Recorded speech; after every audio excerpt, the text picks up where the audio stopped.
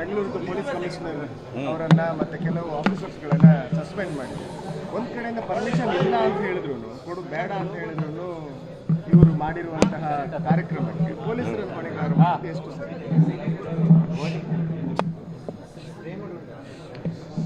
ಈಗ ಸರ್ಕಾರ ಏನು ಕ್ರಮ ತೆಗೆದುಕೊಂಡಿದ್ದಾರೆ ಅನ್ನೋದ್ರ ಬಗ್ಗೆ ನಾನು ಟೀಕೆ ಟಿಪ್ಪಣಿ ಮಾಡೋದು ಸರಿ ಬರೋದಿಲ್ಲ. ನಾನು ಅಲ್ಲಿ ಊರಲ್ಲೂ ಇರಲಿಲ್ಲ ಮತ್ತು ಅಲ್ಲಿ ಇರಲಿಲ್ಲ. ಅಲ್ಲಿ ಹೋದ ಮೇಲೆ ನಾನು ಇದ್ರ ಬಗ್ಗೆ ವಿಚಾರ ಹೇಳ್ಬೋದು. ಅಲ್ಲಿ ನಾನು ನೆನ್ನೆನೇ ಹೇಳಿದ್ದೀನಿ, ಆಗಬಾರ್ದಾಗಿತ್ತು, ಆಗೋಗಿದೆ ಇದು.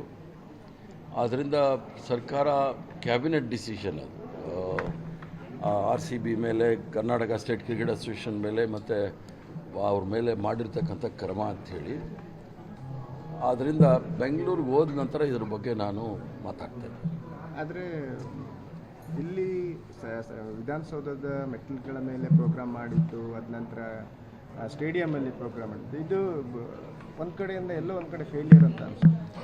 ಈಗ ಅಲ್ಲಿ ಜವಾಬ್ದಾರಿ ಸ್ಥಾನದಲ್ಲಿ ಇರ್ತಕ್ಕಂಥವರು ಮಾಡಿರ್ತಕ್ಕಂಥದ್ದು ಕಾರ್ಯಕ್ರಮಗಳು, ಅದು ನಡಿಬಾರ್ದು ಘಟನೆ ನಡೆದೋಗಿದೆ ಸ್ಟೇಡಿಯಂ ಹತ್ರ. ಅದ್ರ ಬಗ್ಗೆ ಕ್ಯಾಬಿನೆಟ್ ಡಿಸಿಷನ್ ತೊಗೊಂಡ್ಮೇಲೆ ನಾನೇನು ಮಾತಾಡಲಿಕ್ಕಾಗೋದಿಲ್ಲ. ಇವತ್ತು ನಾನು ದಕ್ಷಿಣ ಕನ್ನಡದಲ್ಲಿ ನಮ್ಮ ಸಾಮಾಜಿಕ ಕ್ಷೇತ್ರದಲ್ಲಿರ್ತಕ್ಕಂಥ ಶಿಕ್ಷಣ ತಜ್ಞರು, ಸಿವಿಲ್ ಸೊಸೈಟಿ, ಕೆಲವೆಲ್ಲ ಸಾಮಾಜಿಕ ಸಂಘಟನೆಗಳ ಜೊತೆ ನಾನು ಚರ್ಚೆ ಮಾಡಿದ್ದೇನು ಅಂದರೆ ಸುಮಾರು 2 ಗಂಟೆಗಳ ಕಾಲ ಅವರಲ್ಲಿ ಸುದೀರ್ಘವಾದ ಚರ್ಚೆ ಮಾಡಿದ್ವಿ.